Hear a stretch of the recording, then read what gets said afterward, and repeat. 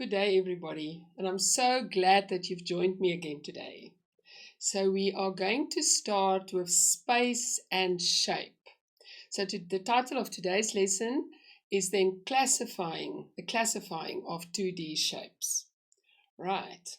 So 2D stands for two-dimensional shapes, and they have length and breadth, you can see there. And they are closed. What do I mean by that? So if you were to draw around them, you start from the one side and you draw around them, you end at the same point.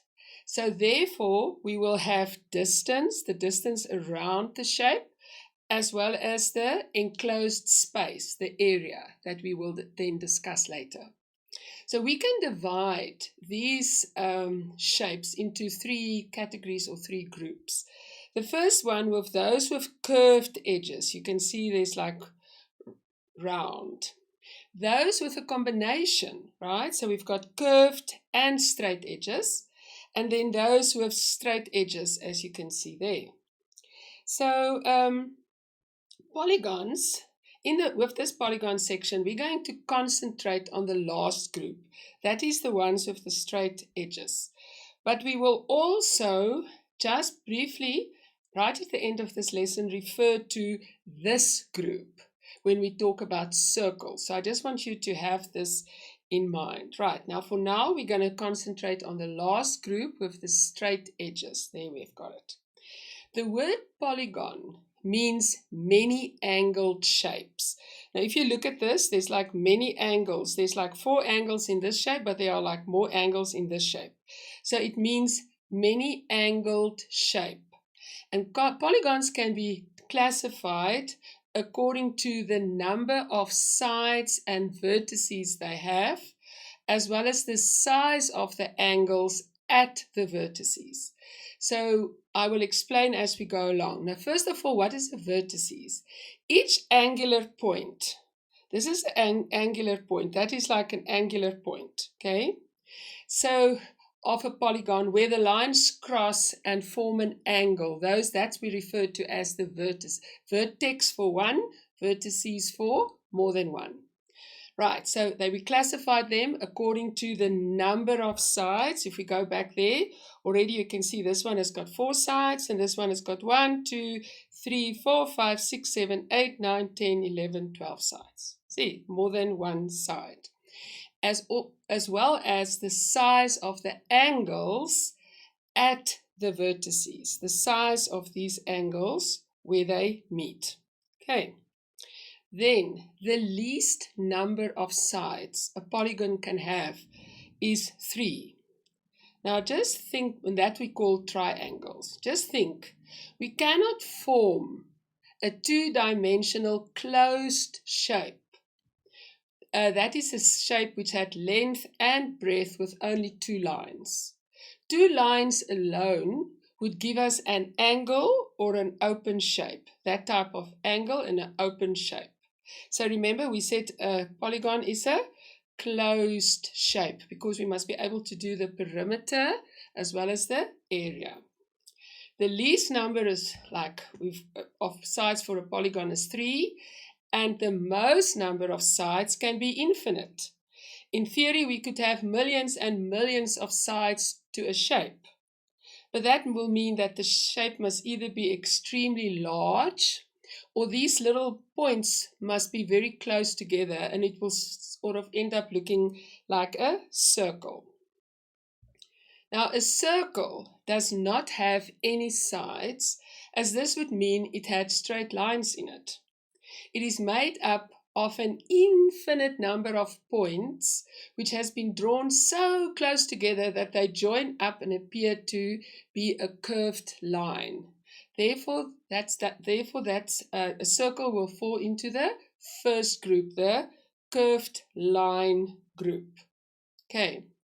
Polygons can further be divided into 2 groups. Those which have all their sides and angles equal, a regular polygon, and then obviously those which do not have all their sides and angles equal, an irregular polygon. Now I just want to tell you that in this lesson, there's going to be a lot of this type of terminology and classification. So it will be very good to remember this lesson and always refer back to it if there's something that you sort of just want to make sure of. Okay, there's a lot of information around the classification of shapes. So if we go back to now, we've got the equal sides and equal angles is a regular polygon, and then the opposite then would be the irregular polygon. Now furthermore, we can have convex polygons where all the diagonals are inside the polygon, and a concave polygon where some diagonals are outside of the polygon. So what am I saying? What is a diagonal? A diagonal are lines that join two vertices of a polygon. So there's a diagonal line going there, there's a diagonal, because we know now that these are called vertices, right? So these lines are called diagonal lines. And can you see in a convex polygon, all these diagonal lines are inside the polygon. But if we have a concave, a cave is like a hole where you go into. A cave is nice to remember. A concave polygon, then some of these diagonal lines will be outside of the polygon itself. So that's easy to remember. Convex and concave. Now let's do some classification as we go along. Here we've got polygons which are regular. Remember, they've got all sides and angles the same. And with odd number of sides. And odd means it's not even. Here we've got them as even, right? So odd will be 3, 5, 1, 2, 3, 4, 5, 6, 7, and 1, 2, 3, 4, 5, 6, 7, 9, right? But can you see the angles and the sides are the same? But that's why we call them regular polygons. Now on this side, we've got irregular polygons where the sides and the angles are not the same with odd numbers. There's like 1, 2, 3, 1, 2, 3, 4, 5, 6, 7. 1, 2, 3, 4, 5, 6, 7. See, like an odd number of sides. And in this section, we've got all the regular polygons with the even number of sides. And then the irregular polygon with the even number of sides. Now, please just check this. This rectangle, I'm sure you're thinking, why is that not a regular polygon? What is the rule for a regular polygon? The sides and the angles must be the same. So in this one, the angles might be the same, but the sides are not. So that's why it is an irregular polygon. Now, we're talking about all these sides of polygons. Now, this is just a little way to try and remember them. A triangle, the tri part of triangle refers to the Latin word for 3. So that's why a triangle will have 3 sides. A quadrilateral refers to quadri, that Latin word for 4. Pentagon referred to pens, the Latin word for 5. So a pentagon will have 5 sides. A hexagon will have 6 sides. A heptagon will have 7 sides. And an octagon will have 8 sides. Okay, now what do they look like? Let's look at them. Here we have a polygon, a regular polygon with 3 sides. And we say it's equilateral. That means the sides are the same. We're going to refer to that a little bit later. A square with 4 sides. A regular pentagon with 5 sides. A hexagon, 6 sides. There we've got our heptagon with 7 sides. Our octagon, and I've added 2 more in this one. A nonagon and a decagon with 10 sides. Okay, now apart from this, they're going to ask us to compare shapes. Now shapes can be compared as being congruent or similar. Now let's see what's the difference. Shapes that are exactly the same, please highlight that, exactly the same size and shape are said to be congruent. They are identical. Even like in this case, I've rotated it in a different direction. It is still congruent because it's got the same size and shape. Now, if they are exactly the same shape but not the same size, they are said to be similar. Now, we've got a sign for congruent. It looks like this. And we've got a sign for similar. It looks like this. So the angles are similar of these examples, but the lengths of their sides are different. Now let's focus on triangles. In triangles, all three-sided closed figures are called triangles. Doesn't matter the shape. We will discuss it now. We can classify triangles according to the length of their sides. And when there's like the equal length, like I said in the previous ones, if the sides are equal, we do this. That means the sides are equal, so they're the same length. Or the size of their angles, which we can also indicate by doing a little arc like that. And then we indicate that the sizes are the same. Okay. Now we're going to do angles in one of the other lessons. For the purpose of this lesson, we're going to refer to an acute angle, a right angle, and an obtuse angle. Because you can see, we can make a triangle, we can make a triangle, and we can make a triangle. Okay.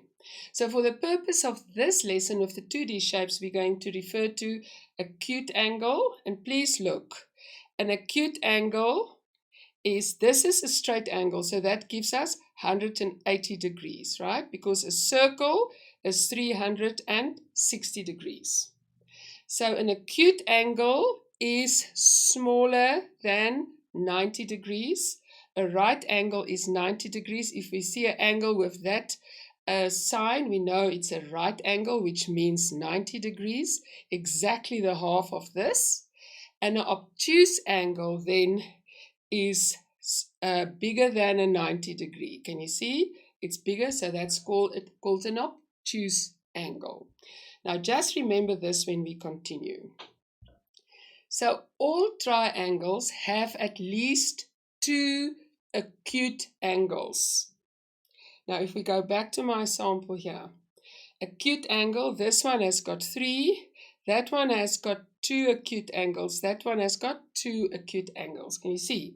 So a triangle have at least 2 acute angles, and the size of their third angle determines whether they are acute angled, obtuse angled, or right angled. Let's go back. Whether they are acute angled, right angled, or obtuse angled triangles. Okay. Now here are different types of triangles. We call it an equilateral triangle. You see all the sides are the same, 3 equal sides. Then we get an isosceles where you've got 2 sides the same, and then the 2 opposite angles are the same. A scalene triangle where they've got no equal sides. So that is one distance, that is another, and that is another. Then we get equiangular triangles where these angles are all the same. And yes, well spotted. In a triangle, an equilateral and equiangular triangles are the same. Then we get an acute triangle with all 3 angles like smaller than 90. We got a right triangle where the one angle has got 90 degrees. And we've got the obtuse triangle where the one angle is larger than 90. So now I think you know why I said at the beginning, this is an important lesson that you can just keep and refer to whenever you just want to refresh your memory. Okay. Now let's do quadrilaterals. Now if you remember, quadrilaterals is four-sided closed figures. Now, a quadrilateral can be irregular. That means its sides are not all the same length and its angles are not equal. We know this by now. Or it can be regular. So that means its sides are the same length and its angles are all the same size. So now I'm sure you know that we're referring to a square. A square is the only regular quadrilateral where they all have the same length and the same size. Quadrilateral interior angles always add up to 360. Now I just want you to read this. I think we skipped it. The angles in a triangle all add up to 180 degrees. So just remember this. So if we have a triangle, all doesn't matter if we've got one obtuse and two acute. When we add it all up, it will add up to 180 degrees. Now, yes, you're correct. I can already see the questions coming, right? So your teacher will give you two angles in a triangle and ask you to work out the third one. But you know then, right? So the total will be 180. You're going to add the 2 and minus it to find the size of the other angle. Cool. So always remember, the angles in a triangle add up to 180. But when we get to quadrilaterals, the interior angles add up to 360 degrees. So let's look at a few examples. Quadrilaterals. There we've got our square, where all the sides are equal and the angles are 90 degrees. So a rectangle, we've got the angles are 90 degrees, but the opposite sides are the same length, right? And in a parallelogram, the opposite sides equal. It's like the opposite sides are equal in parallel to one another. What does that mean? These lines are running like next to one another and they would never meet. So that's when they parallel, they're running on two tracks next to one another and they will never meet. Then a trapezium have got two sides parallel. A rhombus, that is a very interesting quadrilateral. So all sides are equal. So it looks like a square that's just moved to this way, right? So all sides are equal and the opposite sides are parallel. So they would never meet. And then a kite, you all know a kite, right? And then a kite, that is when the adjacent sides are equal. So that's our 4 examples of our quadrilaterals. Now let's end off with the circle as I promised. A circle is a two-dimensional shape with all points equidistant, equally far from its center. So there's our center and all the points on the outside is like the same distance from the center. It has no sides as we can see or vertices. It has a curved edge, that's why it belongs to the first group, and an infinite number of points and an infinite number of lines of symmetry. It differs from an ellipse. There's our ellipse, which is like an oval shape, and it has 2 lines of symmetry. Okay, now let's learn about our circle. So our circle, that is a circle. A circle is just simply refers to a closed figure that starts at the one point, goes in a circle, and all the points on the outside is like the same distance from the center. That is a circle. A circumference means that we work out the distance. A circumference of a circle means we work out how long this is if should we walk around the circle, right? A radius is then the distance from the center. We say that it's the same distance, but what is this distance? This is called the radius. Now, a diameter is 2 times the radius. Can you see? So often they're going to give you the radius and they're going to ask you to work out the diameter. A tangent is a line that just it just touches the circle, but it doesn't enter it. So that means the tangent. Now these three, the segment, the arc, and the chord.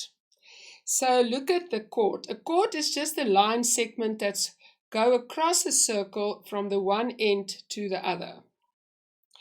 And the arc is just a part of the circle. Can you see? It forms a part. So we can actually, if we do a chord there, then this section will be our segment. Okay, so I hope you understand that. Right. And I hope you enjoyed the lesson, and I'll see you next time.